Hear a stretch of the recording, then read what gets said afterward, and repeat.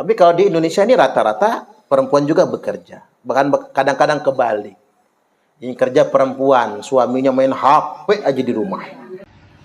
Mas, ini udah jam berapa, Mas? Main game mulu. Anak belum dijemput sekolah. Saya udah capek, saya kerja, saya nyuci, saya gosok, masakin kamu. Sedangkan kamu cuma main game, tidur. Udah ngomongnya. Karena saya udah capek, punya suami pemalas.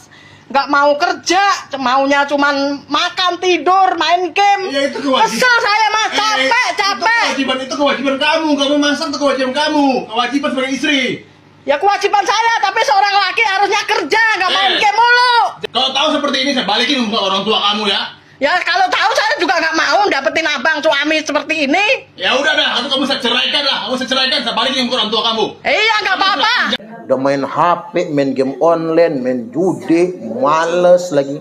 Chattingan sama cewek, tiktokan. Pulangin aja, ya betul. Makanya ada rame itu. Suami marah-marah sama istri kan. Dasar istri kurang ngajar. Merusak kehormatan suami. Karena istrinya ngamuk-ngamuk.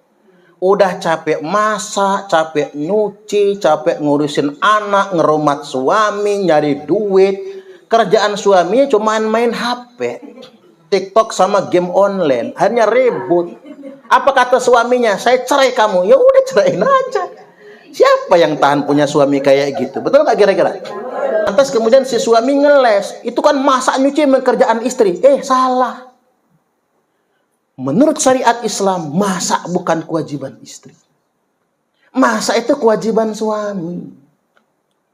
Nyuci kewajiban suami. Ngepel rumah kewajiban suami.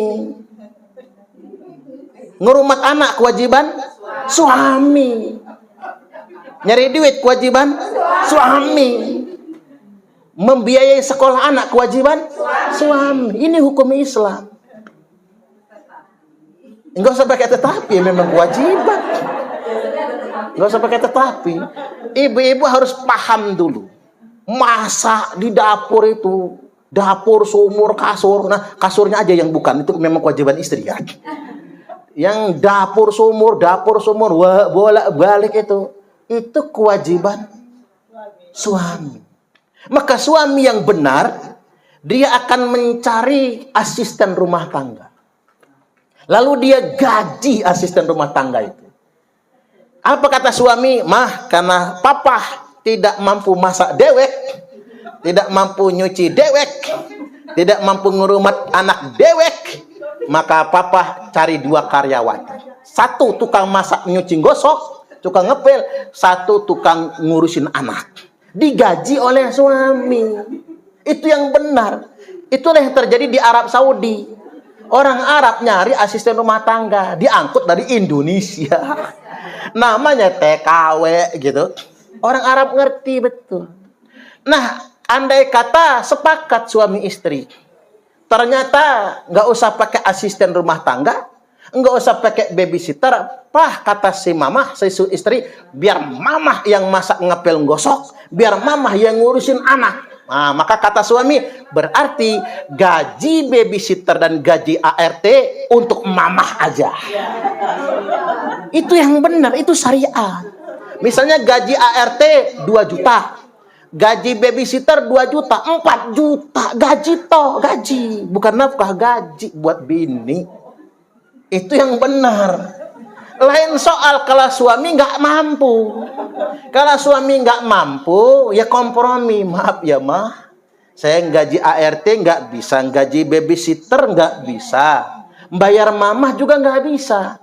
Karena penghasilan papa cuma 3 juta sebulan, adanya buat cukup makan minum. Mama ikhlas. Maka pahala bagi ibu-ibu. Maka nyuci baju itu 1 lembar baju pahalanya 1000 pahala, dicabut 2000 dosa. Makanya kalau 10 lembar baju suami sehari, celana dalam aja 2 tuh kan. Sehari 10 lembar, ibu-ibu dapat 10.000 pahala, dicabut 20.000 dosa. Makanya ibu-ibu ini banyak masuk surga. Ya gimana nggak masuk surga? Nyuci ibu dewe, ngepel kerjain sendiri, masak kerjain sendiri, semua kerja sendiri. Bahkan tak jarang istri juga nyari nafkah juga. Makanya ibu-ibu di Indonesia menuhin surga semua nantinya. Amin. Ya kalaupun mau pakai tapi, ya kadang-kadang kita ujungin tapi ya Bu. Walaupun tidak adil kata tapi itu. Kewajiban istri kepada suami cuman ada satu. Yakni nurut perintah suami. Makanya kalau diperintah masak, ya masak. Kalau diperintah nyuci, ya nyuci.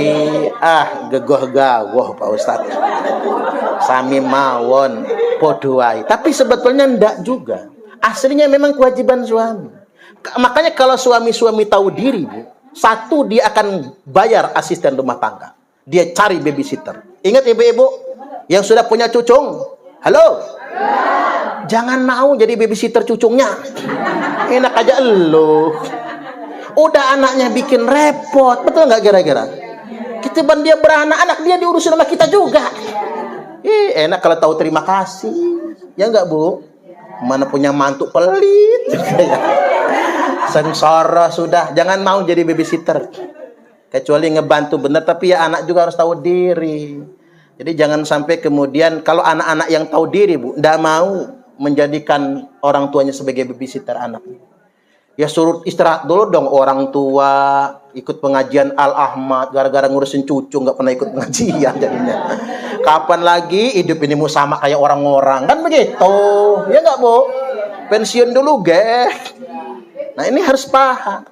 Nah kalaupun seandainya suami nggak bisa gaji ART, nggak bisa gaji babysitter, suami boleh mengsisihkan gaji buat istrinya. Karena wanita itu dinikahi bukan untuk jadi pembantu, bukan untuk jadi babu. Sebaik-baiknya istri itu yang dimuliakan suaminya, betul? Ini saya tuh ngajarin agama, bener nih Bu. Nah kalaupun ngasih istri juga nggak bisa karena penghasilan terbatas, mbok ya terima kasih. Istri bikin kopi, makasih ya mah. Karena mama rajin bikin papa kopi, papa janji gak kan kawin lagi. Ibu. Walaupun kata terima kasihnya begitu ya Bu, mekar kuping Bu, naik bahu, besar pala jadinya. Jadi akhirnya kita jadi tenang. Makanya ibu-ibu tuh rata-rata kan perempuan tuh lebih panjang umur daripada laki-laki. Karena perempuan sering makan hati, akhirnya dia banyak istighfar. Hanya Allah ganti dengan panjang umurnya. Nah, mengapa laki-laki lebih pendek umur? Karena doa istrinya. Kapan matinya orang satu ini? Nyusahin amat sih. Ngedoa dalam sholat sih enggak, cuman ngedumel dalam hati tuh Bu. Pegel rasanya, adas ya kayak gitu. Ya gimana nggak kayak gitu? Udah tua bangka gitu ya Bu ya. Perjaannya marah aja itu.